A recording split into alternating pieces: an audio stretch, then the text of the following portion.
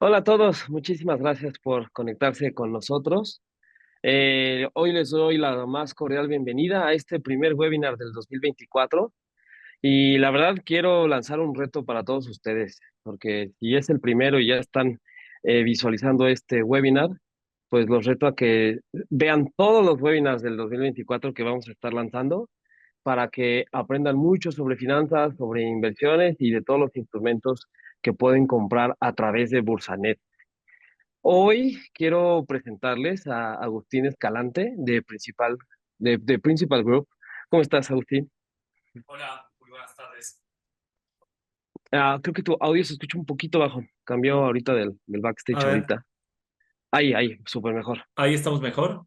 Ok. Sí, sí, súper bien. Y digo, como introducción, para los que no conozcan Principal Group, pues es una institución financiera que me pareció este dato abrumador. Se fundó hace más de 140 años Principal Group, es decir, pues nuestra constitución actual todavía no se promulgaba y Principal Group ya existía, ¿no? Es impresionante. Eh, Principal Group es uno de los administradores más grandes del mundo, está dentro de los primeros 25.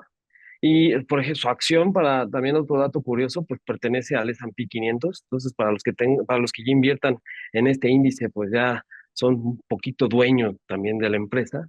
Y pues en México también es muy conocido por la Afore, ¿no? Es una de las más grandes que está aquí en México, administrando nuestras pensiones. Ah, Me permito también presentarte, Agustín. Si quieres, ahorita, pues, rapidísimo leo tu semblanza y para que te conozca nuestra audiencia. Agustín es subdirector de producto y soporte comercial de Principal Fondos de Inversión. Cuenta con más de 11 años de experiencia en los mercados bursátiles y en la industria de asset management. Él es licenciado en Comercio Exterior por la Universidad Autónoma del Estado de Hidalgo. Tiene una maestría en Bolsa y Mercados Financieros del Instituto de Estudios Bursátiles de Madrid. Asimismo, cuenta con estudios realizados en negocios y mercados en la London School of Economics, estudios en finanzas bursátiles aplicadas y negociación en el Instituto Tecnológico de Monterrey y estudios en análisis técnico por Riskmatic y la Universidad de Anáhuac. Agustín se ha desempeñado también como Product Owner de Product and Investment Solutions en Sura, también como Product Specialist Manager en Inversiones Sura y Product Specialist en Inversiones Sura y Financial Advisor en Grupo Bursátil Mexicano. Bienvenido, Agustín. Es un placer tenerte y cuéntanos, al parecer nos vas a comentar cómo ser inversionistas exitosos. Y muchísimas gracias, Yael. Muchísimas gracias a Bursanet por la invitación y también a Actinver. Es un gran honor estar con ustedes y ser el primer webinar del 2024. Eh, eh, Muchas gracias también por la presentación. Cuando se escucha en segundo plano, se escucha increíble. Bueno, el día de hoy tenemos, les vamos a hacer una presentación titulada Los inversionistas exitosos nacen o se hacen. Esto es un tema que hemos venido desarrollando en los últimos 2 años y medio en Principal, desde que tengo este puesto, desde que estoy trabajando aquí. Es un tema que me apasiona, tiene que ver con finanzas conductuales. Un poco más profundo acerca de las finanzas conductuales es, y es la renovación que le estamos dando este año a este tema, es cómo me hago cargo de esto que ya sé ahora, o cómo le puedo sacar provecho.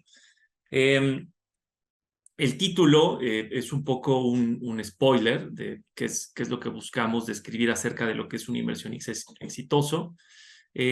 Nosotros somos parte de un asset manager global, como bien lo decía Yael, y un poco un spoiler de ya sabrán cuál es la respuesta final de este título. Pero vamos a revisarlo, la idea es que haya interacción, puedan escribir las preguntas a través del chat que se van haciendo y que se diviertan también. La idea de esto es somos una generación de profesionistas que queremos darle un poco la vuelta al cómo hablamos de inversiones. Eh, queremos dejar de presentar, que no lo vamos a dejar de hacer, pero queremos dejar de tener solo esta cara del CIO o del Chief en inversiones y hablar de los mercados a profundidad y de una manera técnica y queremos hablar de temas más blandos hacia el inversionista, que viene en el comportamiento, no solo en mi comportamiento como inversionista, sino en mi comportamiento como persona. De hecho, mi comportamiento como inversionista viene de mi comportamiento como persona, realmente.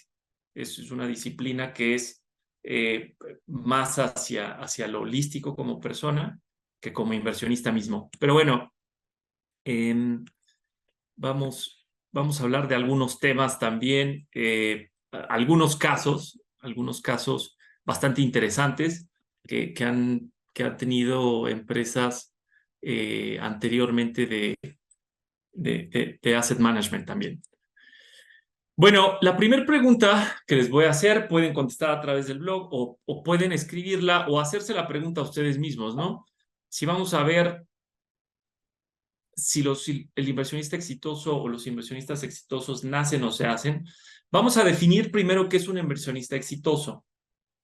Hay bastantes tabús y en esta era de la comunicación y del acceso a la misma, todo lo que se ve en TikTok, todos los influencers, perdón, que salen y hablan de de qué son las inversiones y te dan consejos de cómo invertir y te dicen qué hacer.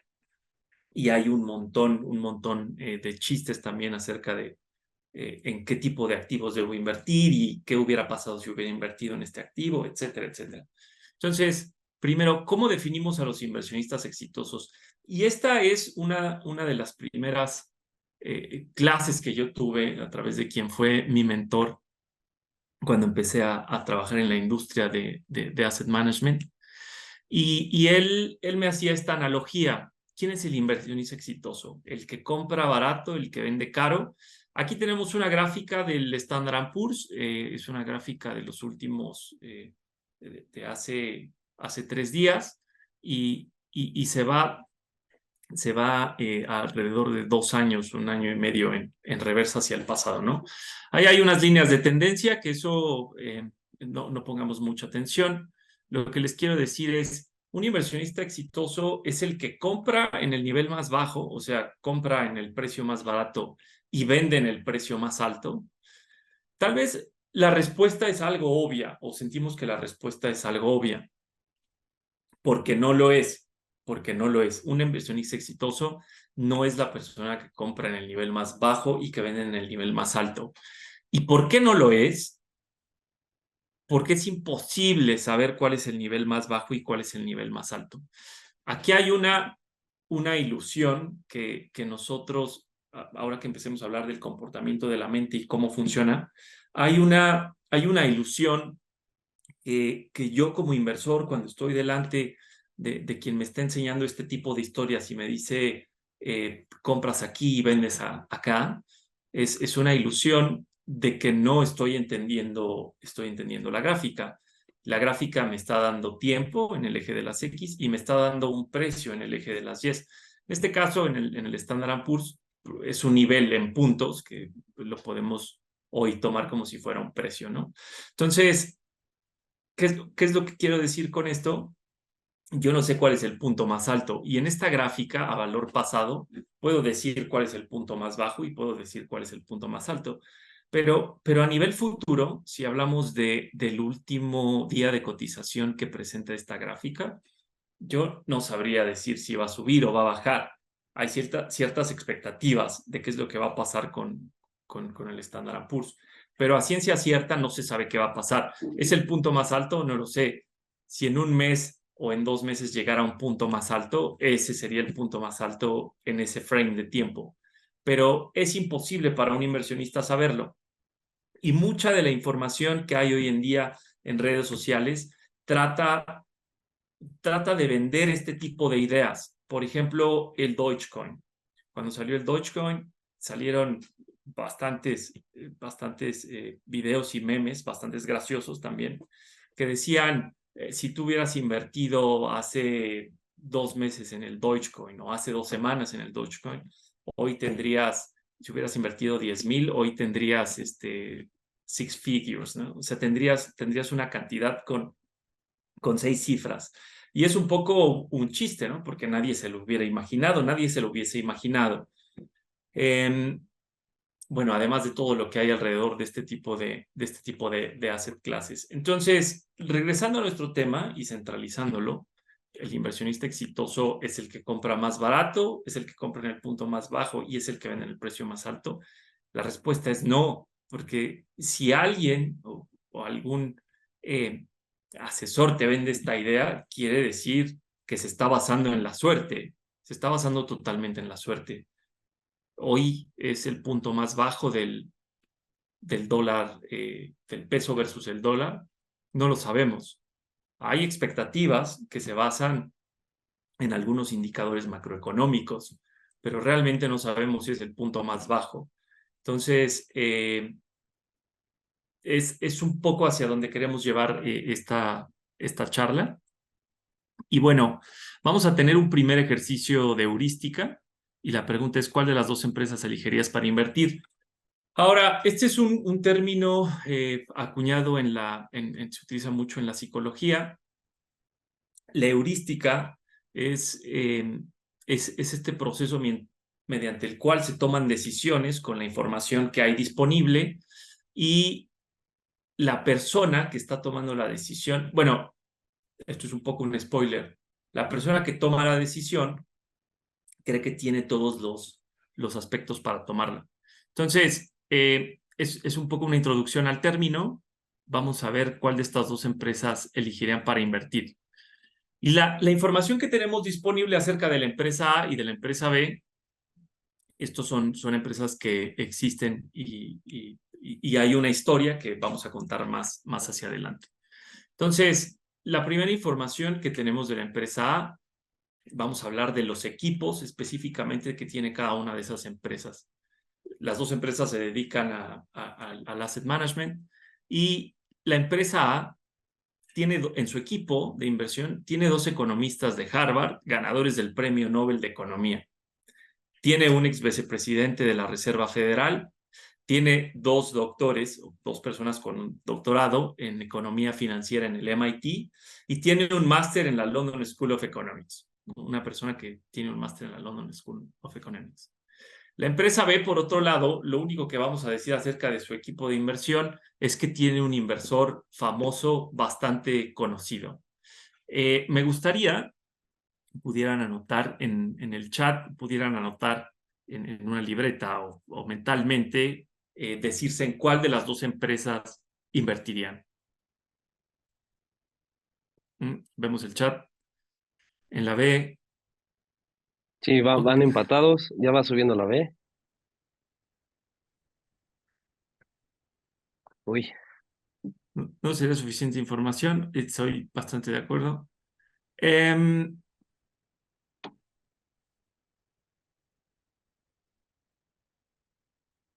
ok, Ángel Arias con un super spoiler de cómo va a terminar esta sesión. Muchas gracias. No son suficientes A, B, B, B. Ok, falta más información. Muchísimas gracias. Gracias a todos. Bueno, la realidad en el cómo, eso es un poco el significado de heurística. Estoy tomando la decisión que creo que es la correcta, que es la racional. Esto es lo más importante de la heurística.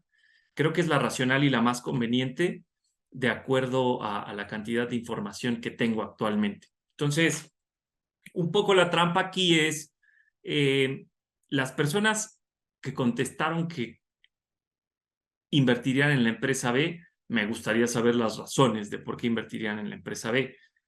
Pueden escribirlas. Y generalmente, o la mayoría de las personas a las que se les hace este test, cuando lo contestan que es la empresa A en la que invertirían. ¿Por qué? Porque tiene ciertas partes culturales que tienden a ser muy culturales para la sociedad en general en sí, no solo la mexicana, y te está hablando de un equipo de personas súper preparadas, incluidos, que te vaya a gestionar tu portafolio de inversión una persona que estudió en Harvard y ganó el Premio Nobel de Economía. Creo que lo primero que te viene a la mente es lo va a hacer bien, sabe de lo que está hablando o tiene una idea de lo que está hablando.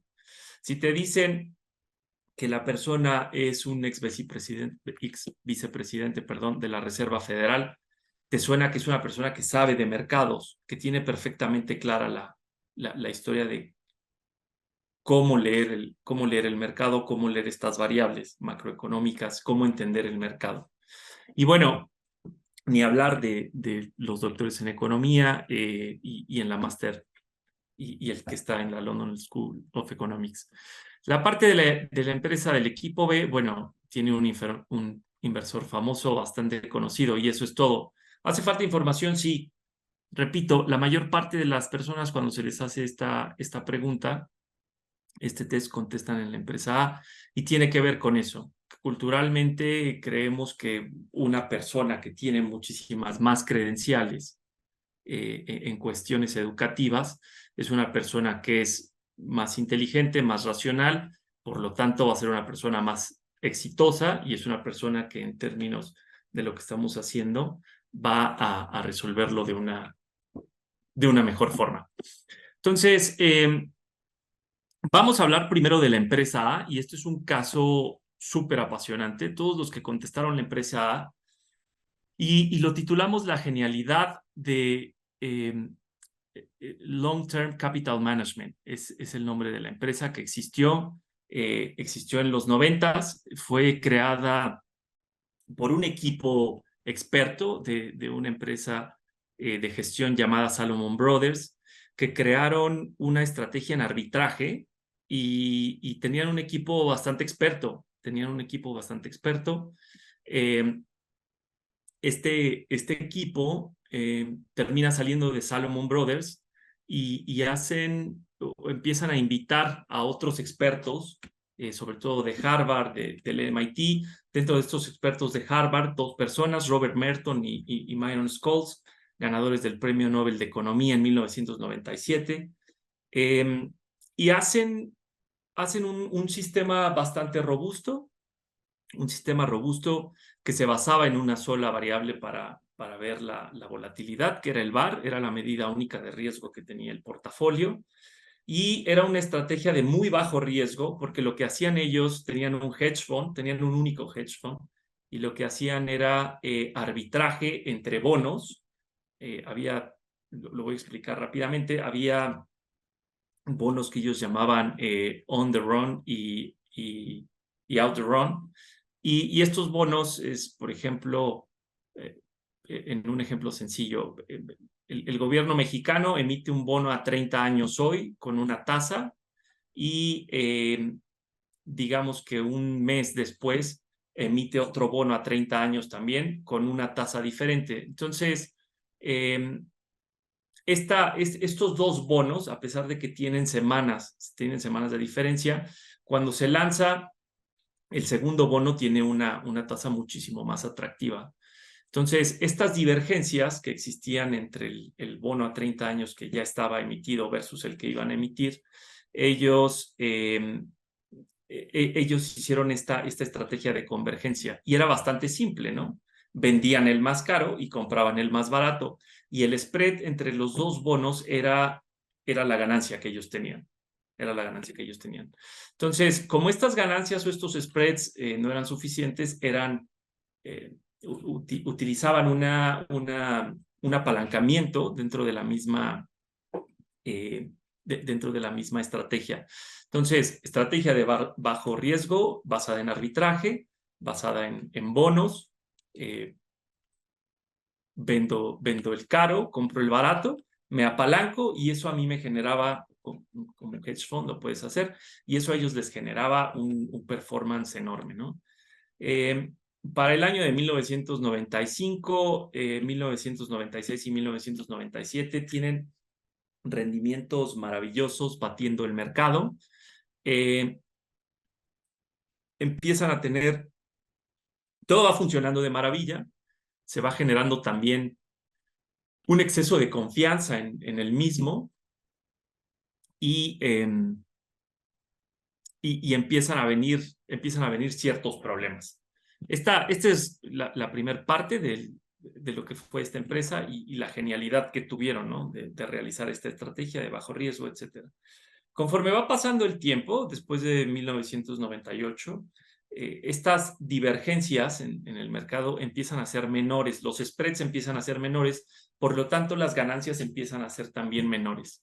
Entonces, dentro de la desesperación o dentro de la forma en la que ellos trataban de buscar y de poder siguiendo dar un mercado, un buen rendimiento a los accionistas que invertían en este hedge fund, empiezan empiezan a tener otro tipo de estrategias basadas en equity y todo era como en divergencias, ¿no?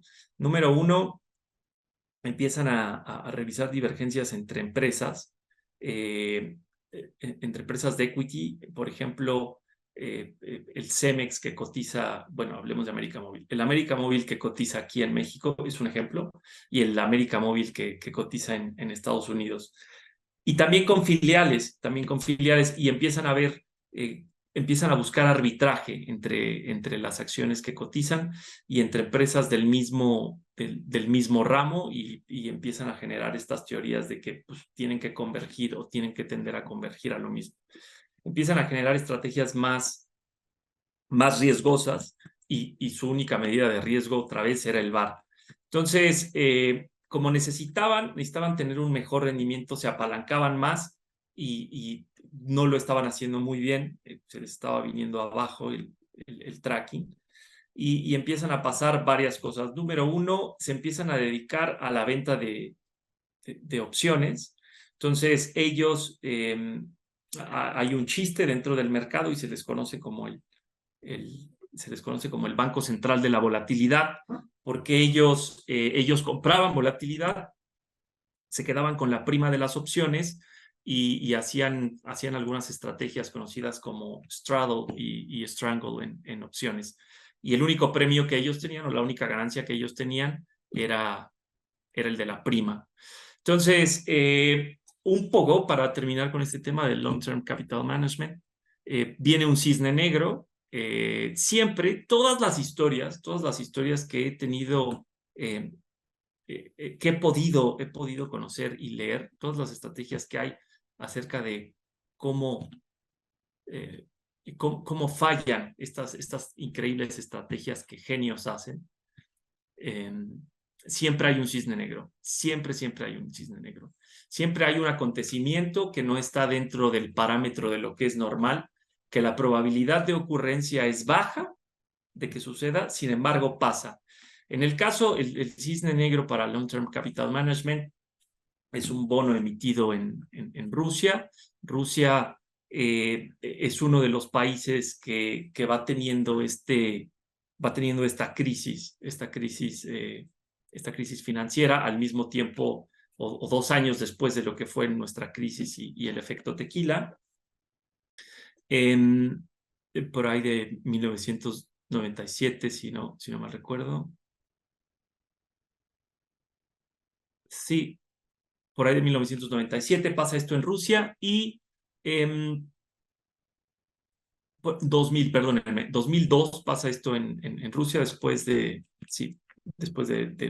año 2000 y ellos, había un spread enorme entre los bonos rusos, pero no era una divergencia del mercado en sí, era una prima que estaba pagando el gobierno ruso por creer que te lo iban a volver a pagar porque estaban en medio de una crisis. Y esto fue el clavo de ataúd para Long Term Capital Management. Estaban invertidos en ese bono, estaban apalancados y una vez que quiebra y cae en default el gobierno de Rusia, para ellos es imposible pagarlo, ¿no? Es como termina. Hoy en día no existe la empresa más, no existe más Long Term Capital Management. Hubo una serie de medidas, la Fed estuvo involucrada en las mismas. Y bueno, esta es la empresa A, un poco es esta parte como siempre no la genialidad o como la heurística nos lleva a tomar malas decisiones. Yo también hubiese escogido la empresa A, por supuesto. Entonces, la empresa B, ¿quién creen, si estamos hablando de quiénes son los mejores inversores de todos los tiempos, y estamos hablando de un manager como Long Term Capital Management, ¿quién creen que sea o quién consideran ustedes que es el mejor manager que existe en todos los tiempos? Ya contestaron, Warren Buffett. Sí,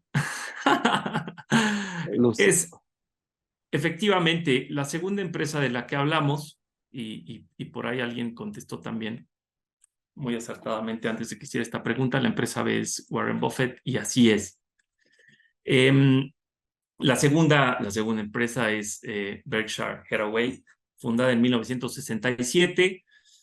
Eh, fue fundada antes, pero se dedicaban a un tema de algodón, tenían otro core business, tenían que ver con textiles y conforme va pasando el tiempo, hay un punto donde la compra Warren Buffett y podríamos decir que 1967 es el año donde empieza a diversificar la cartera o el business al que se dedica la empresa y no se dedican más solamente a textiles. Empiezan a comprar algunas empresas de seguros, etcétera. Tienen equipos robustos, tienen equipos muy robustos. Debe ser gente súper preparada, por supuesto, CFA, tienen metodologías robustas, tienen un negocio bastante simple. Todos los libros que pueden leer acerca de Warren Buffett se basan en lo mismo, se basan en evaluación. Siempre habla de conocer el negocio, conocer el estado de resultados y ha sobrevivido a varios cisnes negros por esta disciplina que tiene, ¿no? Eh, este dicho de make it simple se logra con Berkshire Hathaway. Entonces, es un poco, no soy hoy hablar de Long Term Capital Management a toro pasado es fácil porque es algo que ya pasó. Eh, Esto es solo para poner el ejemplo de lo que es la heurística y cómo las decisiones que tomamos basadas en la información que tenemos no siempre es la mejor o no siempre es la más consistente. Y esto tiene que ver con el cómo funciona nuestro cerebro y cómo tomamos decisiones. ¿Por qué desarrollamos respuestas que creemos que son racionales y cómo funciona la mente? Este es un tema que es súper apasionante para nosotros, el funcionamiento de la mente misma, nuestro funcionamiento como personas y, por supuesto, como inversores.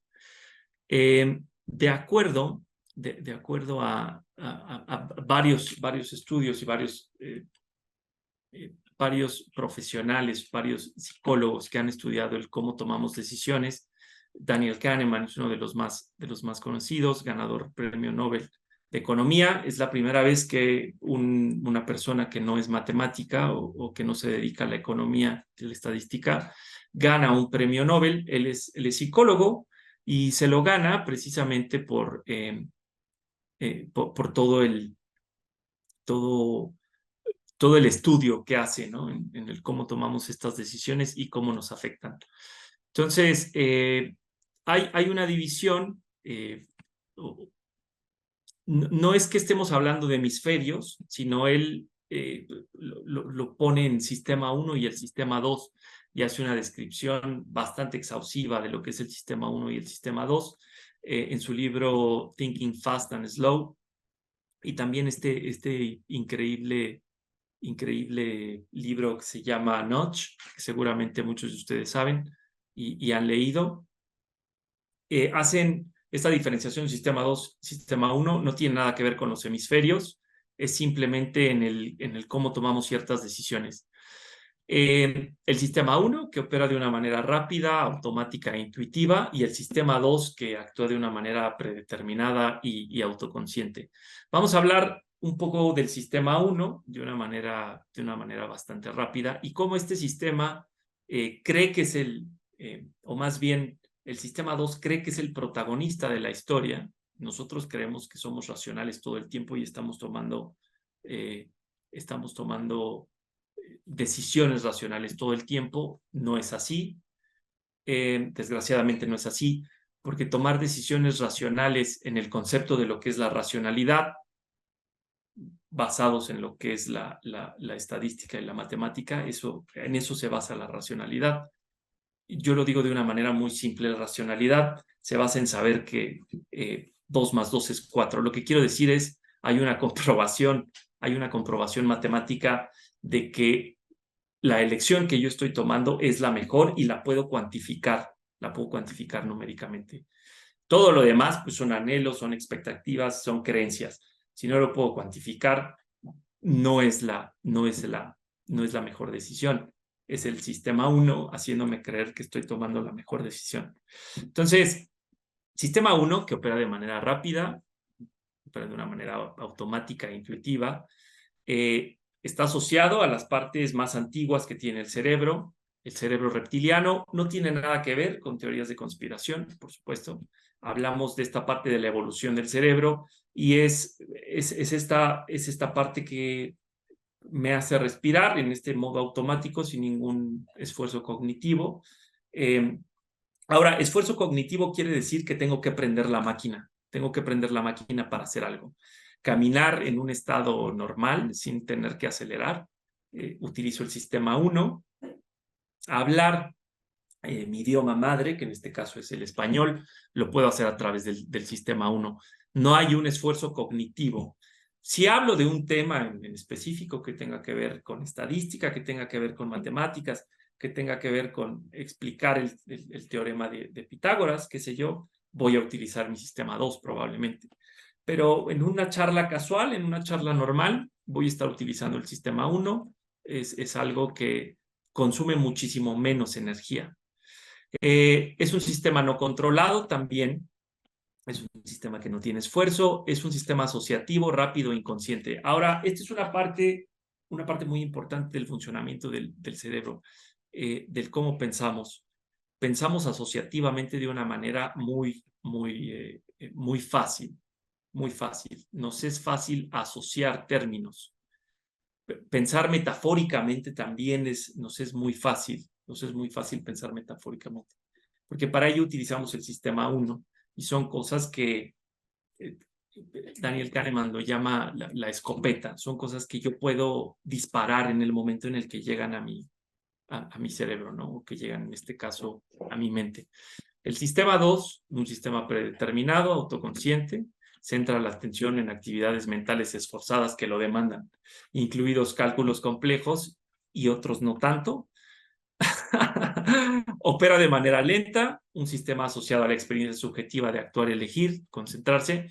Tiene una gran carga cognitiva, lo que quiere decir que es cansado. Es cansado utilizarlo. Y ahora voy a hablar de otra cosa y de otro estudio hablando de esto.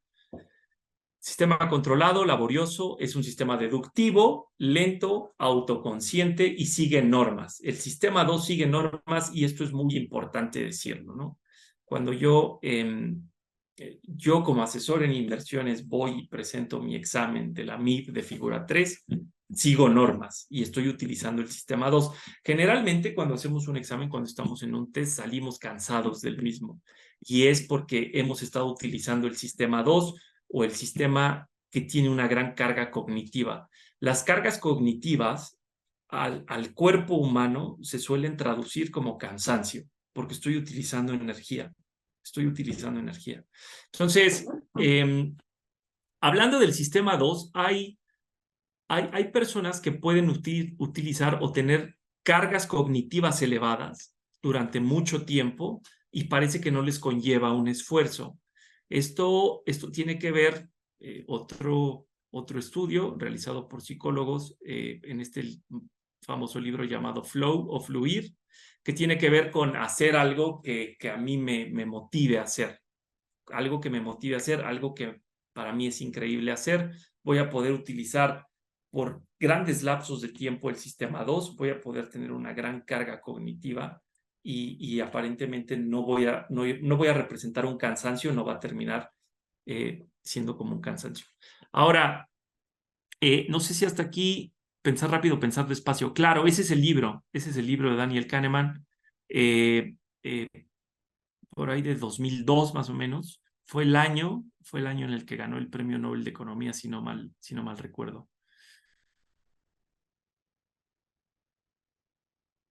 Ok, entonces vamos a hablar de un poco de ejemplos de cómo utilizo el sistema 1 y cómo utilizo el sistema 2.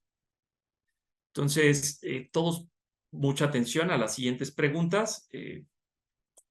No hay una trampa que se pueda hacer, es un test para nosotros mismos y un ejemplo de cómo funciona cada uno de los sistemas. Yo no me doy cuenta como persona cuando estoy utilizando uno y cuando estoy utilizando el otro. Ahora que estoy en un proceso consciente de un test, sí voy a saber cuándo lo uso y lo voy a identificar. ¿Están listos? Viene la primera. Bueno, vamos a ver cómo pensamos con el sistema 1. ¿Cuál es la capital de Francia? ¿Cuánto es 2 más 2? Y completa la expresión PANI. Si todos ustedes llevaron a cabo este pequeño experimento contestando estas 3 preguntas, se dieron cuenta que lo hicieron de una manera rápida, lo hicieron de una manera intuitiva. Para saber cuánto es 2 más 2, no hace falta que yo active un sistema, mi sistema cognitivo pensante y llevar a cabo la suma. Es algo, llega a ser hasta una frase que se utiliza tanto que el resultado de la misma no es un proceso mental, no es un proceso matemático mental, es algo que conocemos. ¿Cuál es la capital de Francia? Francia es uno de los países más conocidos en Occidente y yo creo que en todo el mundo. Su capital es una también de las más conocidas, uno de los lugares turísticos más famosos del mundo y tampoco necesito hacer una revisión mental, no necesito regresar a las clases de geografía que tuve en la primaria para saber la capital de Francia, ¿no? Para saber que París es la capital de Francia. Es algo que viene automático, viene instantáneo, al igual que la suma de 2 más 2. Y completar la expresión, digo, puede haber dos posibles respuestas. Las que les haya venido a la mente está bien. Pan y circo es una frase que se utiliza, sí, se utiliza por Roma, se utiliza por muchas razones. Sin embargo, es algo que está en la sociedad, inmerso en la sociedad, y lo hemos escuchado un montón de veces, por no nombrar un número, es algo que nos viene a la mente instantáneamente. Así funciona el sistema 1. Es intuitivo, es una escopeta, y lanza instintivamente respuestas. Estas respuestas son obvias, son bastante obvias, y hay preguntas donde el sistema 1, así como estamos contestando estas, donde el sistema 1 cree que son obvias y también a manera de escopeta lanza respuestas, pero no lo son.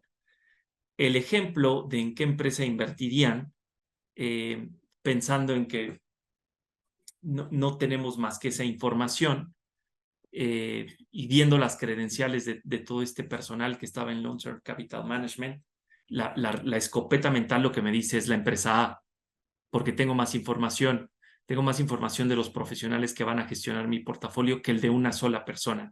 Es así, es como funciona la escopeta mental del sistema 1. Bueno, ¿cómo utilizamos el sistema 2? Un bait y una pelota de béisbol cuestan $1.10. El bate cuesta $1 más que la pelota. ¿Cuánto cuesta la pelota? Ahorita vamos a discutir eso. Escríbanlo, por favor, si pueden en el chat. ¿Cuánto es 17 por 24? ¿Cuántas veces aparece la letra A en este texto? Todas estas preguntas, si están siguiendo el ejercicio, los están llevando a activar el sistema 2 o utilizar su sistema 2. Tiene una carga cognitiva. Esto quiere decir que yo no puedo contestar de manera automática. Tengo que tener un proceso mental en el cual tengo que revisar las ecuaciones que tengo que hacer o tengo que hacer una contabilidad. No tiene que ver con la conciencia, no tiene que ver con la conciencia, pero utilizar el sistema 2 es este proceso cognitivo en el que yo activo mi mente y tengo que realizar un esfuerzo para dar una respuesta más allá de lo evidente.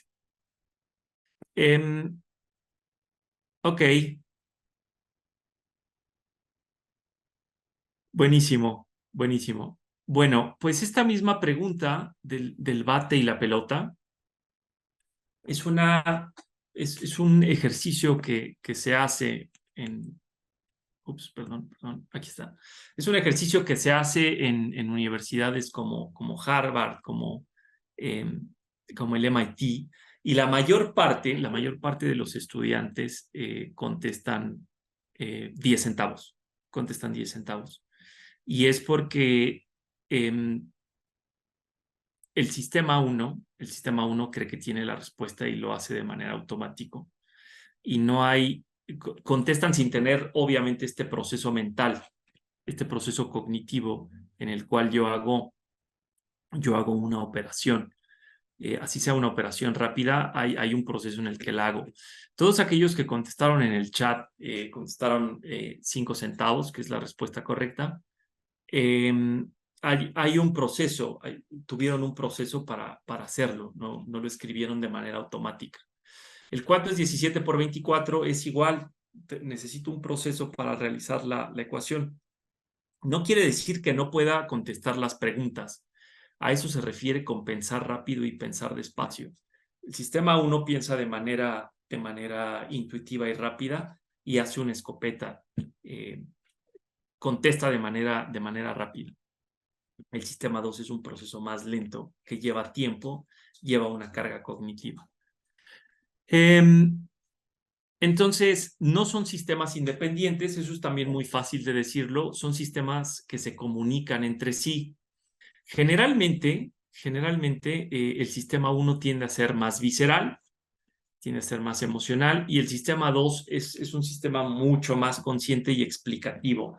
Y este ejemplo es hace un año, hace más de un año, como estaba el Standard & Poor's. Y el ejemplo aquí es, el sistema 1 es fatalista y catastrófico. Y si yo tuviera o si estuviéramos inmersos en lo que pasaba socialmente en cuestión de news, de noticias, alrededor de redes sociales, alrededor de los diarios, y se hablaba de qué era lo que estaba pensando con el Standard & Poor's, siempre se hablan de cosas muy catastróficas. Si se hablan de la próxima crisis, 2008 se hablaba del fin de los tiempos, del fin del capitalismo, y siempre se habla de de este fatalismo que hay o que podría existir en el mercado. Es el sistema 1, porque tiende a ser así. El sistema 2 tiene conciencia y es explicativo. El sistema 2 trata de ver qué es lo que nos está llevando a que el Standard & Poor's haya estado en estos niveles. Y bueno, tenía que ver con la pandemia, tenía que ver con las cadenas de suministro y tenía que ver con la invasión de Rusia a Ucrania. Entonces, es cómo funcionan. El sistema 2, cuando la pregunta tiene una carga cognitiva alta y el reconocimiento o el reward que va a recibir por contestarla no es lo suficientemente para él, deja al sistema 1 que dé la respuesta o simplemente no lo toma. Entonces, si alguno de nosotros en la pregunta de cuánto es 17 por 24, el sistema 2 dijo, no lo voy a hacer, es algo muy normal del sistema 2. Es algo muy normal. Es decir, ¿qué es lo que voy a ganar de contestar esto? Aparentemente nada, no lo voy a hacer, porque la carga que tiene o la energía que voy a gastar en hacerlo no vale la pena. Así funciona el sistema 2. Entonces, esta parte de la charla y cómo funciona la mente es central, porque como todo es un balance entre esfuerzo y beneficio, es un costo-beneficio. El sistema 2, esto hace que el sistema 2 elija las batallas en las que va a estar. Eligen las batallas en las que va a estar. Y tiene que ver con un montón de cosas. Tiene que ver con que me guste lo que estoy haciendo. Tiene que ver con la aspiración que tengo, con la atención que tengo en lo que estoy haciendo. tiene que ver con mi estado de ánimo, por supuesto. Ahorita vamos a hablar un poco de los sentimientos también. Entonces, el humano no es un ser racional y no es un ser irracional, simplemente es. Ahora, ¿por qué este tema del humano no es racional y a la vez racional? Todas las teorías que han llegado y las que no a ganar un premio Nobel de Economía, teorías de portafolios, Harry Markowitz, Modigliani y todos los que han escrito o han hecho una teoría que tiene que ver con, que tiene que ver con economía, tiene que ver con gestión de activos, siempre se basan en suposiciones. Y la primera suposición a la que todos llegan cuando leemos el paper que escriben es que el inversionista es racional. El inversionista es racional. Bueno, esta teoría se ha dejado un poco de largo y a través de las ciencias del comportamiento se han desmentido, porque la racionalidad quiere decir que siempre estoy tomando la decisión que más dinero va a dejar en mi bolsillo, y no necesariamente es así. Y no es un error, y es por eso que decimos que tampoco es irracional el humano. El humano es como es, porque el cerebro tiene una capacidad limitada, tiene una capacidad de memoria también limitada, y la última es que no contamos con toda la información suficiente como para tomar una decisión, ¿no? Además de lo relevante que es el factor suerte en todo esto. Es bueno decirlo y ponerlo sobre la mesa. Entonces, pensamos de una manera asociativa, pensamos de una manera metafórica y casual, con facilidad, pero hacerlo matemáticamente y estadísticamente, es por eso mi chiste de pensar racionalmente tiene que ver con 2 más 2 es igual a 4, requiere pensar en muchas cosas a la vez, algo para que el sistema 1 no está diseñado. ¿Y cuál es el problema de que el sistema 1 no esté diseñado?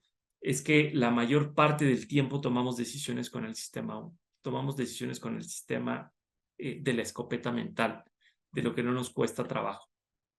Hay un montón de test que pueden visitar, pueden hacer de cómo influyen estos sesgos en mi toma de decisiones, por ejemplo, el del bate de béisbol, y algunos más complejos que otros, y se van a llevar sorpresas, se van a llevar grandes risas de cuando lo hagan. El sistema 2 funciona con un costo-beneficio, como lo decíamos, trata de no consumir energía. Ahí está esta frase brutal que utiliza Daniel Kahneman: la pereza está arraigada a nuestra naturaleza, y es verdad, es la ley del mínimo esfuerzo. Probablemente tiene que ver con el cómo funcionábamos cómo funcionamos dentro del reino animal. Hoy tenemos una sociedad compleja donde tenemos la comida al alcance de la esquina, en cualquier tienda, nuestro refrigerador. La ley del mínimo esfuerzo tiene que ver también en el cómo se trata de preservar energía, porque la comida en el reino animal tampoco es que sea constante. Veamos el comportamiento de algunos felinos, y tienen esta ley del mínimo esfuerzo por eso, que no pueden gastar. Tiene que ver con la supervivencia misma del ser, porque no saben cuándo van a volver a comer, no tienen que guardar esa energía para la próxima presa. Es solo una analogía. Trata de evitar la sobrecarga mental, todos los procesos complejos que no me vayan a dejar un premio satisfactorio para mí, los voy a dejar de hacer. ¿Cuánto es 17 por 24? Para todos aquellos que no contestaron la pregunta o no hicieron el proceso mental. Pensar lo menos posible, utilizar el sistema 2 lo menos posible, y la racionalidad humana es limitada a la energía que tiene el mismo cuerpo, es limitada a la cantidad de memoria, cantidad de datos que puede almacenar y la cantidad de datos que puedo visitar al mismo tiempo para contestar. La racionalidad humana es limitada. Entonces, todo esto, hasta aquí un pequeño brief de cómo es el comportamiento o cómo funciona la mente humana. Es para decir, la racionalidad es limitada, es limitada. Entonces, así como vimos en el ejemplo, en los ejemplos pasados del bat de béisbol, para todos los que contestaron 10 centavos, o para el ejemplo que vimos que vimos de Long-Term Capital Management. Esta racionalidad limitada nos hace utilizar el sistema 1 y la escopeta mental todo el tiempo y nos hace tomar decisiones, es aquí donde viene el término heurística, nos hace tomar decisiones que nosotros creemos que son las correctas, que son las adecuadas, que son las racionales, pero no lo son, pero no lo son. Entonces, vamos a hablar, no ser racionales, nos lleva a tener sesgos cognitivos. Estos sesgos, ¿qué quieren decir sesgos cognitivos? Quiere decir que es como, es como si la mente tomara decisiones basándose en creencias o basándose en lo que cree la mente más allá de un proceso matemático. O sea, recordemos que racionalidad, estamos hablando de racionalidad y la racionalidad es poder comprobar matemáticamente, es pensar matemáticamente, es pensar estadísticamente, es pensar cuantitativamente. Entonces, estos sesgos hacen que yo como inversionista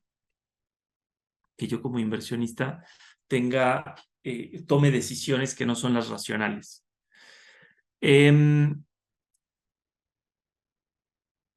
Vamos a leer algunos comentarios en el chat. Muchas gracias, Luis. Luis Navarro, muchas gracias.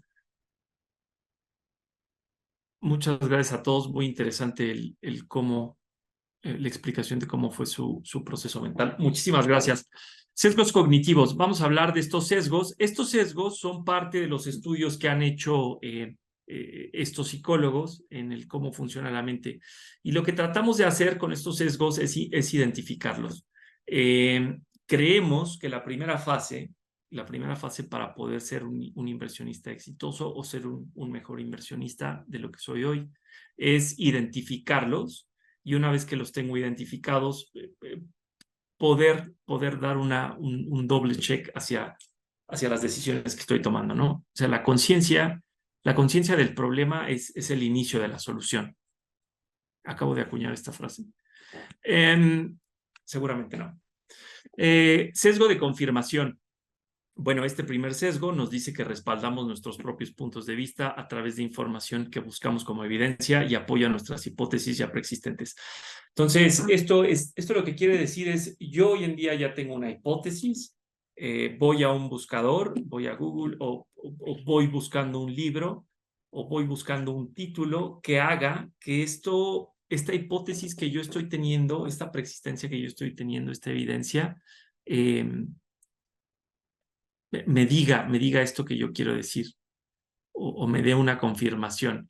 Entonces, muchas veces, si yo creo que el mercado, o si yo creo que el Standard & Poor's se va a ir a mínimos y que va a haber una recesión, a través de cómo lo estoy buscando en un buscador, las palabras que use en el buscador, si yo le pongo recesión Estados Unidos, me va a inventar un montón de noticias acerca de una posible recesión en Estados Unidos. Es un ejemplo, es solamente un ejemplo, es bastante absurdo y un poco burdo el cómo lo planteo, pero es cómo funciona este sesgo de confirmación y cómo yo me doy autoevidencia de lo que creo que va a pasar y tomo decisiones basándose en eso. Entonces, yo creo que va a haber una recesión y eso va a tirar el mercado. Busco noticias que apoyen ese suceso y al final la acción que voy a tomar o es vender o es ponerme corto en el mercado. Entonces, es de lo que habla este sesgo. El sesgo de anclaje, esta distorsión mental, eso es un sesgo, una distorsión de la realidad, que nos hace confiar demasiado en la primera información que tenemos disponible de un acontecimiento y basarnos en esa para tomar decisiones. Generalmente este sesgo lo que hace es que la primera información que a mí me llega, sea cual sea la fuente, es la que yo voy a tomar o a la que le voy a dar muchísimo más peso para tomar una decisión. Entonces, esto hace, y es un poco hilada la primera, ¿no? La primera idea que me viene a la mente con la primera noticia y busco una confirmación sobre la misma y hace que me ancle en la misma idea. Aversión a las pérdidas. Esto es uno de mis favoritos en el estudio. Hay una curva que trata de hacer las veces de una ley, y a través de esta curva comprueba matemáticamente cómo asignamos un valor psicológico mayor a la pérdida que a la ganancia. Y es brutal lo que hacen en el estudio, porque te dice que una pérdida tiene un efecto 2.5 veces más fuerte que el efecto de una ganancia. Esto quiere decir que el sentimiento que me provoca una pérdida, hablando del mercado de valores, hablando de una estrategia de inversión, se va a sentir 2.5 veces más fuerte, le voy a dar 2.5 más peso a lo que me puede generar una ganancia. La aversión a las pérdidas es uno de los sesgos que más estudio tiene y más profundidad se le ha dado dentro de lo que es el behavioral finance o las ciencias del comportamiento dentro del ámbito financiero. Inconsistencia temporal. Damos mayor relevancia a los eventos que ocurren de manera temporal, cercanos y tangibles a las lejanas. Este sesgo, se hacen algunas pruebas, ¿no? Un ejemplo, de personas que llevan trabajando 10 años en una empresa o que llevan trabajando 5 años en una empresa, y al final de su vida laboral en esta empresa tienen un acontecimiento, eh, un acontecimiento malo, y no les importa que en 10 años o la distorsión que le da a la mente es en esos 10 o 5 años donde tuve una buena trayectoria, donde tuve un buen desenvolvimiento, tienden a tener un menor peso, y tiene un mayor peso lo último que pasó. Y esto, pues, si nosotros como personas nos observamos a nosotros mismos en el día a día, es un común denominador, que le demos relevancia a los eventos que ocurren de manera temporal, a los últimos que ocurrieron, que verlo de una manera más holística y mucho más estadística en media, como me ha ido, por ejemplo. El sesgo de autoridad. Este también, en consistencia temporal, muy importante, sobre todo en las estrategias de inversión, donde yo tengo o he podido tener 10 años o he podido tener X tiempo, y en los últimos meses o en el último año no he tenido el resultado esperado. Con esto no quiero decir que hay que mantener el fondo, hay que mantener la inversión hold to the death o tenerla hasta la muerte. No quiero decir nada de eso. Lo que quiero decir es, más allá de tomar una decisión de cómo me ha ido en los últimos meses o en el último año, si es que he estado 10 años en una estrategia, tengo que hacer una verdadera evaluación de cómo me ha ido de media, y tomar una decisión basada en datos cuantificables, y tomar una decisión basada en eso. Eso es lo que trata de hacer, la disciplina de ciencias del comportamiento, behavioral finance, ciencias del comportamiento, específicamente en el ámbito financiero. Sesgo de autoridad, cuando damos peso desproporcionado en los comentarios o opiniones de personas que consideramos de autoridad, ¿no? Lo que pasó con Dogecoin y el director de Tesla. Esto pasa bastante cuando sale una persona y sale a hablar de algún tema en específico, y nosotros consideramos que esa persona es un experto o es una autoridad en el tema.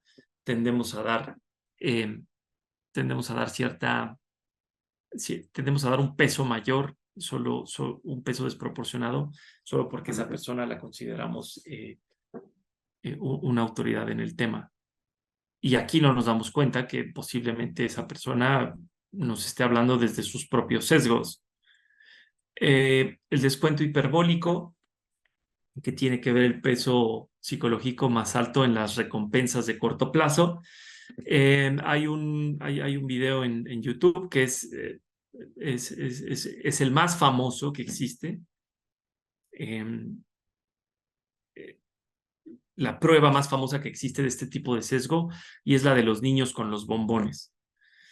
Se le pone en una habitación a niños de cierta edad y se les da un bombón, se les dice que si esperan, no hay nada más. Esto es increíble porque también tiene mucho que ver. Dentro de esa habitación no hay nada más. Está el niño de frente en un escritorio a un bombón y no hay nada más. Tiene que ver con que no tiene nada más con qué distraer su mente el niño. Es él y el bombón. Y la gran mayoría se lo termina comiendo, a pesar de que les dicen que en 15 minutos más tarde les van a dar el doble o el triple, ¿no?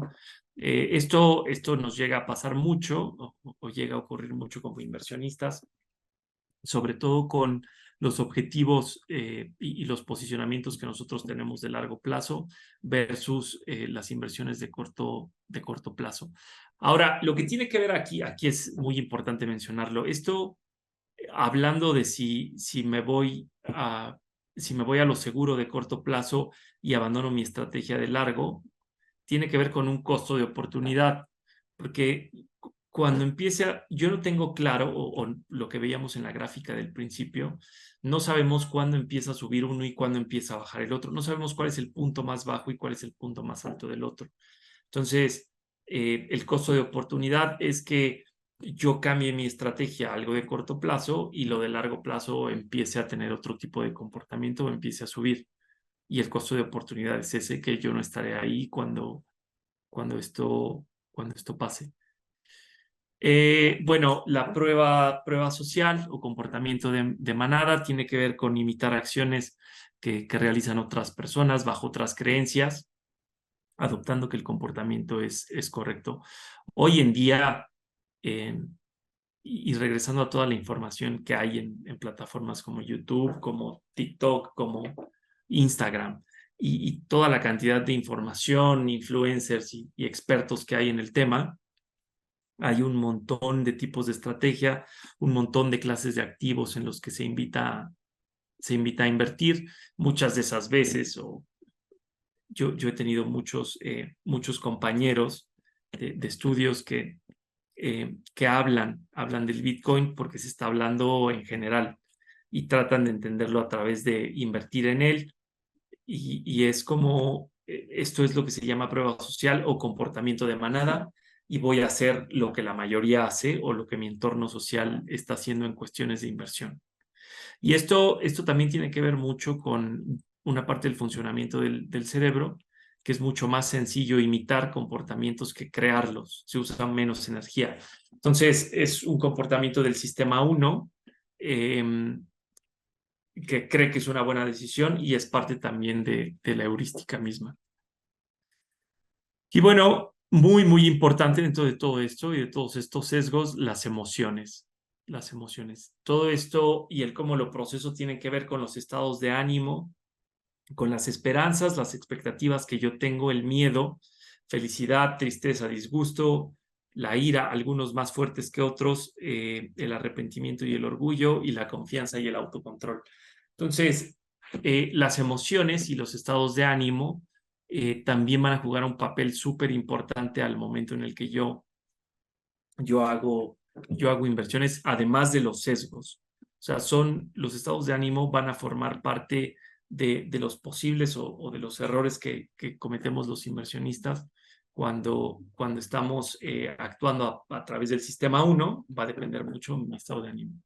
Imaginen que ustedes tienen que están eufóricos un día, si están felices, pues seguramente van a tener más disposición a la compra. Y es un poco cómo funcionan los sentimientos junto con los sesgos mentales.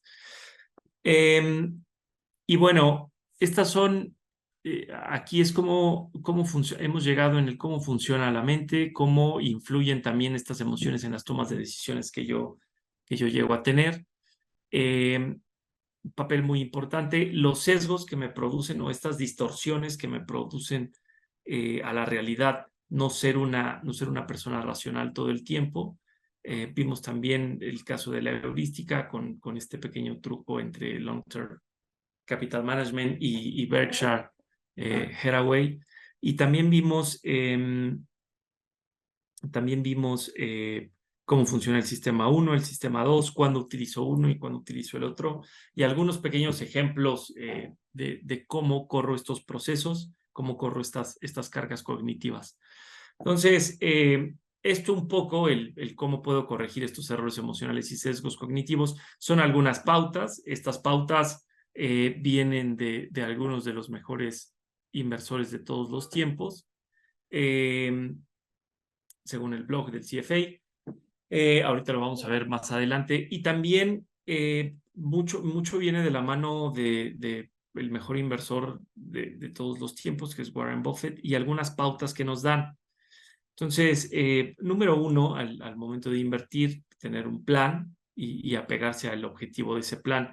Si yo voy a invertir porque va a ser el enganche de una casa o va a ser una casa, o para un viaje o porque quiero construir un patrimonio, tengo que tener un objetivo. Ahora, el objetivo, porque muchos de nosotros podemos estar pensando, yo no tengo un objetivo claro, pero mi objetivo es crecer mi patrimonio, mi patrimonio. El objetivo que tienes que tener claro, si lo que quieres es crecer tu patrimonio, es el lapso de tiempo en el que lo quieres hacer crecer. Puedes decir, bueno, ese tampoco lo tengo claro. Tienes que iniciar con algo. Tienes que iniciar con algo, ya sea 1 año, ya sea 3 años, ya sea 5 años. La manera en la que se invierte dinero que yo no voy a utilizar dentro del próximo año es muy diferente a la forma en la que yo voy a invertir el dinero que no voy a usar en los próximos 5 años y apegarme a ese objetivo. Es más fácil psicológicamente ponerle un nombre al objetivo, porque eso me ayuda a mí. Eso me ayuda a mí en momentos en los que no sé qué hacer o en los que pienso que tengo que hacer algo. Entonces, muy importante considerar también la capacidad de ahorro. ¿Esto por qué? Porque al momento de que yo tengo una inversión y puedo llegar a tener un imprevisto o los gastos que tengo hacen que yo no sea constante en el ahorro. ¿Por qué es importante el ahorro dentro de la inversión? Porque yo no puedo determinar cuál va a ser el precio más alto y más bajo. Estar teniendo compras en periodos o en lapsos de tiempo, lo que me hacen es que yo voy a tener un precio, voy a generar precios medios y si hay una bajada, si yo durante todo 2013 estuve haciendo compras, pues ese precio de las bajadas también lo voy a aprovechar. Voy a tener un precio medio que eh, va a tender a ser mejor, va a tender a ser mejor. La capacidad de afrontar imprevistos, esto es muy importante. Si no tengo un fondo para imprevistos, lo primero a lo que le voy a pegar es a la inversión. Financieramente, en muchos textos se dice que tiene que ser el 10% de todo tu patrimonio, más o menos. Los imprevistos que podemos llegar a tener, pues los tenemos algo calculados. En el caso particular de cada uno, esta regla del 10% es simplemente eso, una sugerencia, más no una regla. Revisa la consistencia del gestor. Esto nosotros como inversionistas es un deber, es un deber.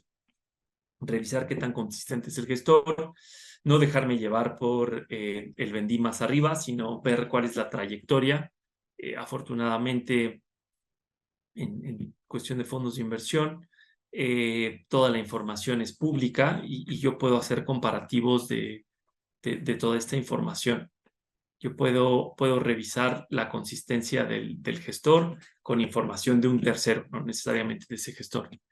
Revisa tu perfil de inversionista y haz un test durante periodos bajistas. Esto lo que quiere decir es emocionalmente también. Tiene que ver con las emociones y cómo me afectan mediante cuando soy inversionista. Yo en este momento que el mercado es relativamente estable, no hay mucha volatilidad, yo puedo tener un test de mi perfil como inversionista. Sin embargo, si yo me hago ese test, lo que quiero decir es, si me hago ese mismo test durante las caídas que hubo en 2022, 2023, primer cuatrimestre de 2023. Seguramente o posiblemente mi perfil como inversionista va a ser otro. También muy importante que los perfiles como inversionistas que hago pues, sean claros para mí. O sea, si tú inviertes en este tipo de perfil, ¿cuánto puedes perder? Generalmente todas las empresas que ofrecemos servicios de inversión, si se acercan a su asesor, les pueden decir en media cómo se ha comportado o cuáles son las caídas que ha tenido ese portafolio en ciertos periodos de tiempo. Y eso nos hace ponernos en una perspectiva de decir, ok, si invertí 100,000 pesos y durante un periodo bajista puedo llegar a ver mi cuenta en 80,000, ¿cómo me haría sentir eso? Y puede que nos ayude a tomar mejores decisiones respecto a nuestro perfil y a nuestra inversión, por supuesto. Tener claro el objetivo, eso puede restablecer la calma en tiempos difíciles.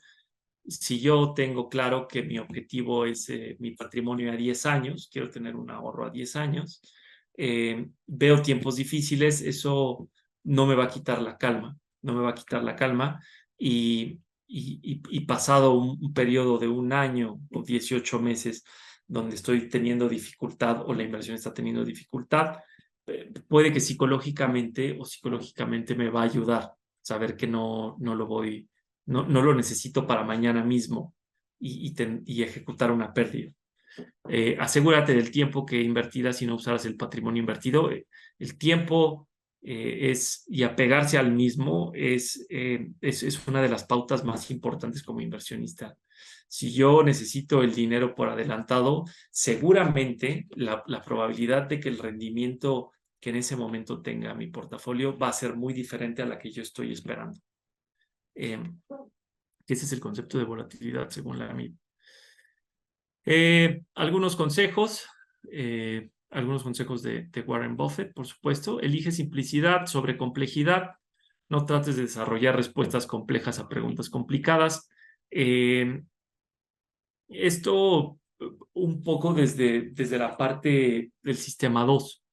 El sistema 1 es todo lo contrario, trata de desarrollar respuestas más simples a preguntas complejas. No hagas que la inversión sea innecesariamente difícil, apégate a un plan, busca invertir en compañías que dan resultados consistentes, que tengan una gestión sólida y ética. Las decisiones de inversión que impliquen complejidad debes evitarlas. Y el tema de la complejidad tiene que ver con, yo tengo, y esta es una de las pautas también de los grandes inversores, tengo que tener un entendimiento de en qué estoy invirtiendo. Más allá del negocio, porque a lo mejor pongo estas decisiones de inversión en manos de un gestor, sé que estoy invirtiendo en acciones de empresas mexicanas o internacionales. Ok, tengo una idea de cómo funciona el mundo. Este tipo de activo, quiero decir, invierto en bonos, también tengo una idea general de cómo existe, no soy un experto, pero tengo una idea general de cómo funciona este mercado. Vas a invertir en criptomonedas. Primer pregunta, ¿realmente estás invirtiendo en criptomonedas o estás invirtiendo en un activo que tiene como subyacente el comportamiento de una criptomoneda? O sea, lo que quiero decir con esto es, hay el entendimiento de qué es en lo que estoy invirtiendo es muy, muy importante para evitar las sorpresas en lo que pueda pasar en el portafolio. Practica la inactividad, esta me encanta. Existen tiempos donde no hacer nada es señal de una inversión brillante. La disciplina que conlleva la inacción es posiblemente una de las más grandes cualidades de un inversionista exitoso. Y esto es porque el sistema 1, cuando está pasando algo en el mercado, generalmente la escopeta mental lo que me hace hacer es, se está cayendo el mercado, tengo que hacer algo, eh, tengo que rebalancear o tengo que salirme totalmente de renta variable e invertir en deuda. No es así. No es así. Muchas veces es simplemente lo que está pasando por alguna situación exclusiva o una situación atípica del mercado y no por ello quiere decir que yo tenga que tener una acción sobre el portafolio o tenga que desinvertir. Ve las caídas del mercado como una oportunidad. Esta también es una de las máximas de Warren Buffett y es algo que él aplica muy comúnmente. Siempre que hay mercados bajistas, él sale y hace compras. Los inversionistas no pierden cuando el mercado cae, solo pierden los desinversionistas. Esta frase que me provoca bastante risa y tiene un poco razón, ¿no? El mercado, si yo soy un inversionista, lo que él quiere decir de fondo en esto es que si yo estoy invirtiendo en ese activo en específico, es porque lo hice a través de un proceso racional. El hecho de que el mercado caiga y la acción esté inmersa en ese mercado y caiga, no quiere decir que por eso tenga que vender la acción. Posiblemente la coyuntura económica la está arrastrando, pero no quiere decir que la empresa esté mal si es que hice bien mi trabajo al seleccionarla. Si la manada empieza a correr del mercado, prepárate para correr hacia él, algo muy típico también de él, y cambiar tu mentalidad como inversionista, reprogramar tu pensamiento a gustar el hundimiento del mercado porque representa oportunidades. No te quedes atrapado con la manada. Ahora, este tema de las oportunidades va muy de la mano también con que él nunca ve precios, él nunca ve precios, él siempre ve valor, siempre ve valor. ¿Qué quiere decir esto? Él toma decisiones de negocios que se basan en estudiar la hoja de balance de las empresas. Él como manager de su portafolio y del portafolio de todos sus inversionistas, donde arrastra el lápiz es en eso, en saber el estado de resultados, en saber el balance general de las empresas en las que está invirtiendo y saber el potencial que tienen, si tienen un upside o no. Entonces, esto de las oportunidades va de la mano con eso, no con una caída de los precios, sino que a través de una correcta evaluación, que yo sé que el negocio está correcto y hago una evaluación correcta. Si el precio cae, bueno, es un dulce adicional a lo que estoy haciendo, pero un poco no es nada más precio, va de la mano con valor siempre, siempre. Practica el pensamiento independiente, tratar de mantenernos alejados de todas las news que pueden existir. Es algo difícil en esta era de la comunicación donde en el primer scroll yo puedo ver un montón de cosas y qué es lo que está pasando en el mercado.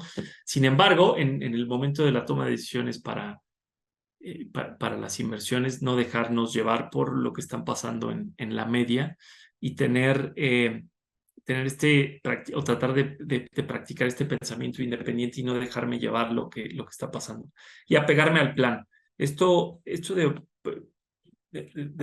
todos los que brindamos asesoría en inversiones en México y hablamos de los objetivos y siempre estamos hablando de los objetivos y el horizonte, va más allá de un cliché, es ponerle nombre a este objetivo y llegar a él a través del medio que es la inversión y poder ayudar y financieramente llegar a él más rápido o llegar a él a través de la inversión.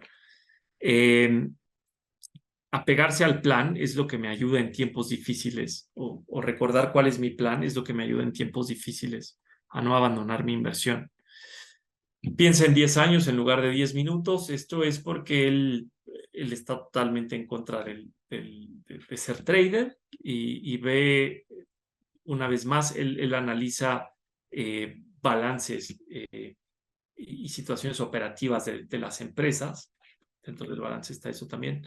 Entonces, él piensa más en largo tiempo y piensa en negocios a largo plazo, porque si tú estudias el estado de resultados o el balance general de una empresa, tiene que ver con el alcanzar los objetivos de esa empresa y los alcanza en el tiempo, no los alcanza en 10 minutos. Los 10 minutos son especulación. No le des tanta importancia al precio de las acciones, piensa en el valor de los negocios y utilidades que generan al futuro. Es en lo que está basado el modelo de Warren Buffett, básicamente. Piensa en tu inversión como un negocio, necesita tiempo para madurar. Entonces, aquí hay un ejemplo, ¿no? La inversión, cuando yo invierto, ya sea en un gobierno a través de bonos o ya sea en una empresa a través de equity, me voy a mantener en estas dos clases de activos por simplicidad. Cuando tú inviertes en este tipo de activos, estás invirtiendo o en una firma o estás invirtiendo en un país. los resultados que pueden tener o las utilidades que te puede generar esa inversión por estar en ese país o en este caso en esa firma, se dan en plazos de tiempo amplios, no se dan en cortos plazos. Y hablando de cortos plazos, no se dan en meses, ni mucho menos, tardan años en darse. Entonces, las inversiones son un poco como los negocios, ¿no? Depende de los horizontes que yo tenga, voy a exigir el tipo de negocio que voy a querer para tener un retorno, eh, eh, para tener un tipo de retorno. Sin embargo, yo sí quisiera armar un negocio hoy por hoy. No podría comprar todos los insumos para ese negocio y quererlo vender en 15 días, porque seguramente estaría perdiendo. Un poco la inversión es lo mismo, es lo mismo. Cuando yo compro una acción, pues tengo una parte alícuota de la empresa y esto me hace acreedor a las utilidades y a las pérdidas de la misma. Y si compro esta empresa o tomé esta decisión de inversión, es porque me gustan los números, me gusta hacia dónde va y lo que quiero es que ese hacia dónde va, no lo que es ahora, sino hacia dónde va, me genere frutos en el futuro. Entonces, es por eso que eh, las utilidades que generan las inversiones en bolsa se tienen que ver de esta forma. Y bueno, 3 sencillas pautas que nos da Mary Startman del CFA en su libro Behavioral Finance, The Second Generation. Nos dice que para saber de la existencia de los sesgos cognitivos y errores emocionales es la primer parte hacia la mejora, ¿no? Conocer cuál es en dónde es lo que estoy fallando, es la primera parte para poderlo atacar y después de eso tener una guía, tener una segunda reflexión de si lo que estoy haciendo lo estoy haciendo desde un punto racional y regresamos. La racionalidad no son las esperanzas ni lo que yo creo. La racionalidad es que hay un número que me está ayudando a cuantificar qué es lo mejor. Enlazar ese conocimiento con hechos numéricos o financial facts, que es como lo dice en el número, nos da una guía. Lo que quiere decir es, necesito tener conocimiento de estos sesgos y del cómo están afectando mi comportamiento como inversionista. Una vez que puedo reflexionar acerca de eso, yo tomo conciencia de la decisión que estoy tomando y trato de basar, en lugar de basarlo en ello, una vez que lo identifico, baso mis decisiones en cuestiones numéricas, en hechos. En hechos, y a hechos se refiere con lo que puedo ver en el estado de resultados de una compañía. Se refiere a lo que puedo ver cuando analizo un manager en el tracking que tiene en cierto tiempo y a las métricas mismas que tiene el portafolio. Usar solo la información verificada, y apegarse a la información oficial y pública y llevar las decisiones que tomamos a la reflexión profunda. Esto es algo difícil de pedir porque ya vimos cómo funciona el sistema 2. Sin embargo, nosotros estamos obligados, nosotros como gestores en México y yo creo que en el mundo, tenemos la obligación fiduciaria de ofrecer la mejor alternativa para nuestros clientes e inversores. Entonces, pedir ayuda a expertos y poder tener una reflexión y nos ayuden a hacer una reflexión profunda y a entender por qué una inversión tiene que ser mejor que la otra, contada a través de números, no tampoco de las creencias del asesor, es una de las maneras o está dentro de estas 3 pautas sencillas que a través de este libro del CFA Institute tenemos.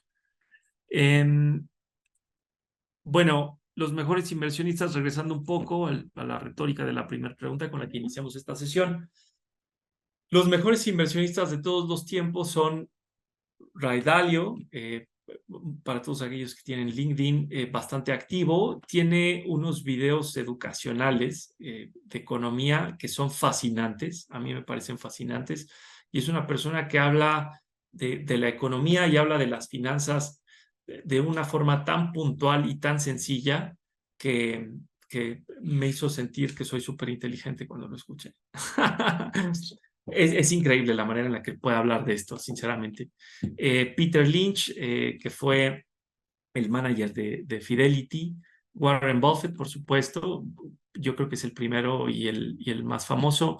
George Soros también es uno de los mayores. Benjamin Graham, que podemos decir que fue el profesor de Warren Buffett. En algún momento se conocieron y en algún momento trabajaron juntos. Sin embargo, Warren tomó su propio camino. Por cierto, la historia de Warren Buffett es súper interesante. El cómo inició, el cómo despertó su curiosidad por la bolsa y el cómo fue haciendo o cómo fue manejando esta teoría del valor y evaluar empresas.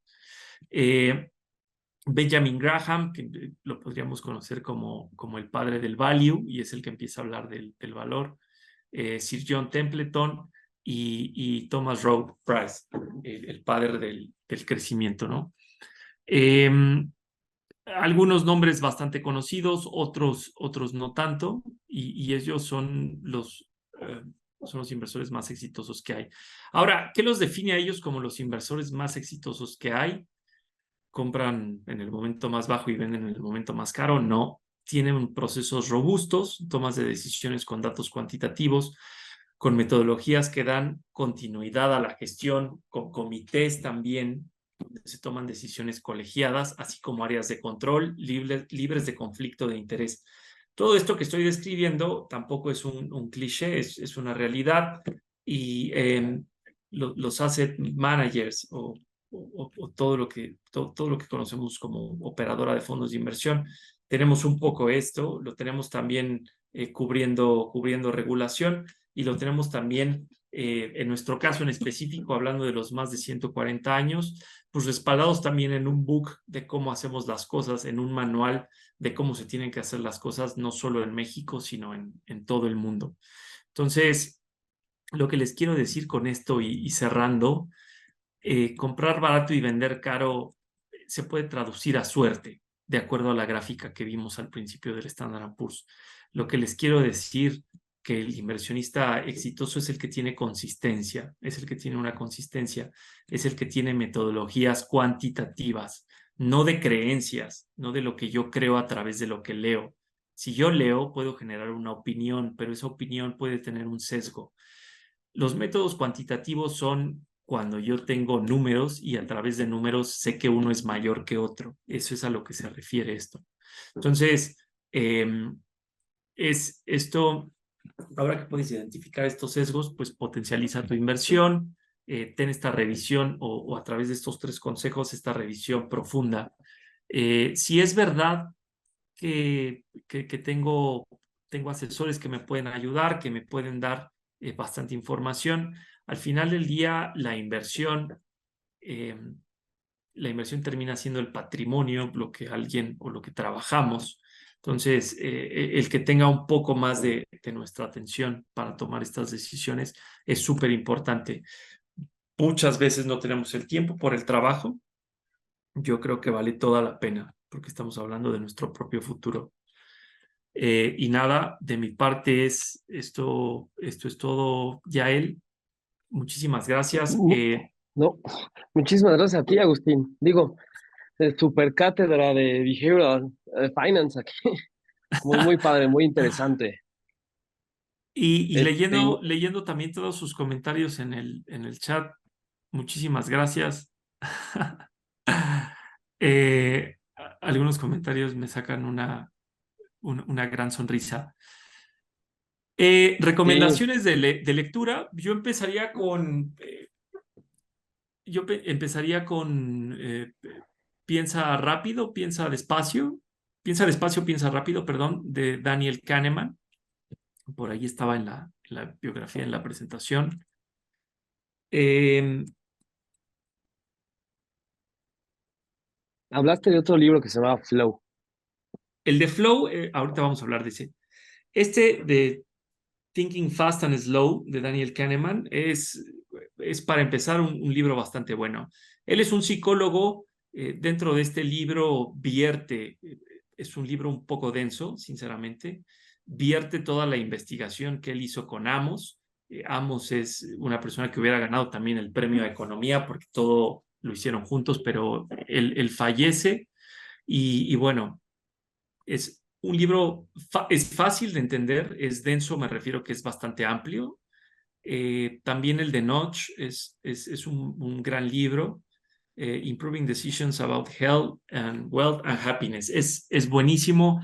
Habla también de cómo a través de todos estos sesgos nos dan unos pequeños o nos dan empujones para tomar decisiones. Es muy bueno.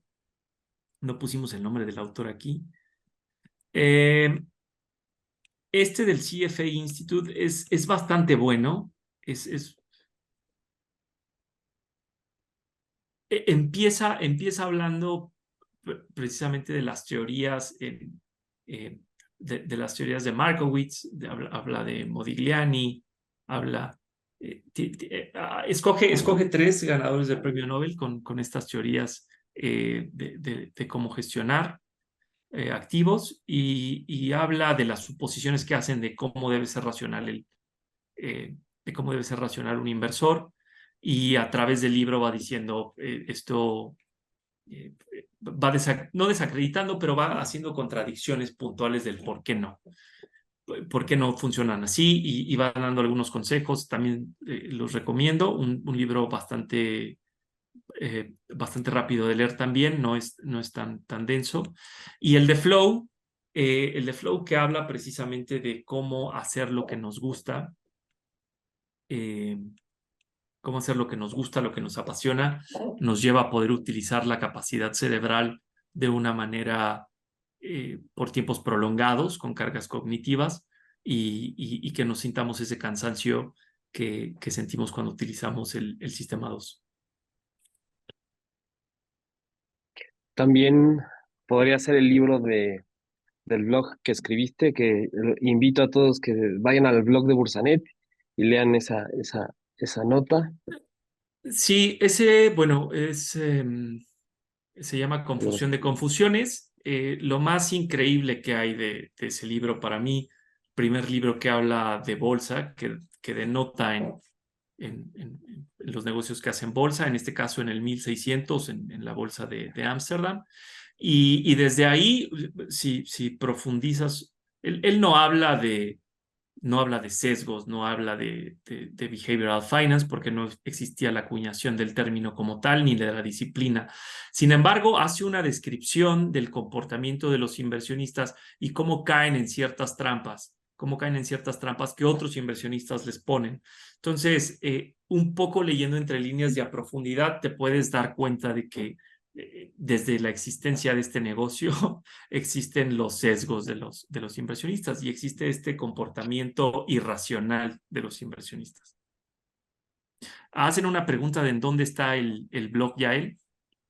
De Bursanet, está en bursanet.com.mx, en la sección de herramientas. No, no. Abres bursanet.mx, hasta la derecha está la opción de blog, ya le das clic ahí y puedes ver la nota que hizo Agustín, que lo invitamos como pluma invitada, y la nota se llama Un trader, un filósofo y un mercader. Ya lo han puesto en el chat donde Ah, está. sí, Jorge ya Y, lo puso. Sí. y otra, bueno, un libro más del cual tocamos dentro de la presentación o utilizamos información del libro de la presentación, se llama When Genius Fail y es la historia de Long Term Capital Management. Eh, un libro increíble, súper detallado a punto y coma de qué fue lo que pasó con la empresa. Bastante entretenido y corto, no es un libro de 600 páginas, ni mucho menos.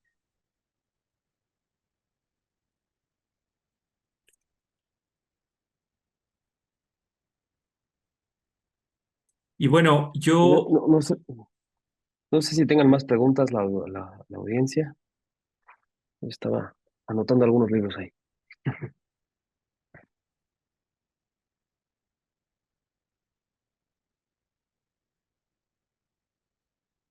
A ver. alguien pregunta si se puede compartir el resumen de las lecturas sugeridas. Lo podríamos poner en el blog si quieres, Yael, y para que sea Sí, más fácil. de acuerdo. Me lo pasas y lo subimos. sin problema. Y bueno, ya para finalizar, me gustaría agradecer una vez más a Bursanet y a Actinver por esta oportunidad. También agradecer la distribución que tienen de nuestros productos dentro de la plataforma. Agradecerles por permitirnos estar dentro del blog. Yo feliz de escribir y seguir escribiendo y de que nos puedan volver a invitar a este tipo de webinar, que yo les llamo masterclass, sinceramente, Sí, sí. y compartir con ustedes qué es lo que estamos viendo dentro del mercado de, de estrategias en México. Agustín, este es tu espacio. Por favor, yo te volveré a invitar para que nos hables de, pues, de todos los productos que tenemos de Principal en Bursanet. Por ahí había una pregunta que, ¿dónde pueden encontrar los productos de Principal? Y ya entrando en Bursanet, en la sección de Invierte, tenemos el supermercado de fondos. Si quieren para ubicar rápido los productos de Principal, se van hasta la parte de abajo en la sección de operadoras, ahí viene Principal, le dan clic y les aparecen todos los fondos de ellos que tenemos disponibles en Bursanet. Y tenemos eh, fondos de lifestyle, tenemos los fondos de un deuda a mediano plazo, tenemos un deuda también de corto plazo, tenemos el GL REITs que ha sido un éxito. Entonces, no sé, Agustín, ¿cómo ves si la siguiente vez que vengas, hablamos un poquito más de fibras? Claro, encantado. Sí, tenemos por ahí el fondo de fibras globales, bueno, de Real Estate Global, mejor conocido como Fibras aquí en México. Eh, Podemos hablar de ello, también de los fondos de deuda que tenemos, el cómo traemos esta gestión en fondos 100% gubernamentales en varias partes de la curva misma. Y yo encantado hoy, muchísimas gracias por la invitación. No, gracias a ti y pues muchas gracias a todos por sintonizarnos, por estar aquí con Agustín escuchándolo y aprendiendo. Gracias y hasta la siguiente. Hasta la siguiente. Gracias. Hasta luego. Bye.